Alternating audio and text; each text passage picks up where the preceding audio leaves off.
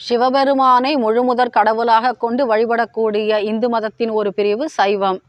இதிலே சிவன் ஆலயங்களிலே 12 திருமுறைகளை படிப்பார்கள். அவ்வாறு படிக்க இயலாதவர்கள் பஞ்சபுராணம் என்று சொல்லக்கூடிய 5 நூல்களை படிக்கலாம். அது என்ன ஐயா பஞ்சபுராணம் என்று கேட்கலாம். தேவாரம், இதிலே திருஞான சம்பந்தமூர்த்தி, திருநாவுக்கரசு பெருமான், சுந்தரமூர்த்தி சுவாமிகள் எழுதிய தேவாரம். இந்த 7 திருமுறைகளிலிருந்தும் ஏதாவது ஒரு பாடலை பாடலாம். அடுத்தது திருவாசகம். இது மாணிக்க வாசக பெருமான் இயற்றியது 8ஆம் திருமுறையாகும். அடுத்தது திருவிசைப்பா. இதிலே 9 இறை அன்பர்கள் பாடிய பாடல்களின் தொகுப்பை ஏதாவது ஒரு பாடலை எடுத்து பாடலாம். உதாரணத்திற்கு கருவூர் தேவர், சேந்தனார், புருஷோத்தம நம்பி முதலான பல இறை அன்பர்கள் எழுதிய பாடல்களின் தொகுப்பு.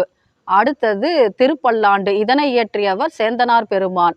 இறுதியாக 5ஆவதாக பெரிய புராணம். இதனை திருத்தொண்டர் புராணம் என்றும் கூறலாம். இதனை இயற்றியவர் சேக்கிழார் பெருமான். இவ்வாறு சிவன் ஆலயங்களில் அபிஷேகத்தின் பொழுதும் வழிபாட்டின் பொழுதும் இந்த பஞ்சபுராணங்களை பாடி இறை அடியவர்களின் பக்தியை மட்டும் கிடையாது, சிவபெருமானுடைய அருளையும் ஒரு சேர பெறலாம். ஓம் நமச்சிவாய.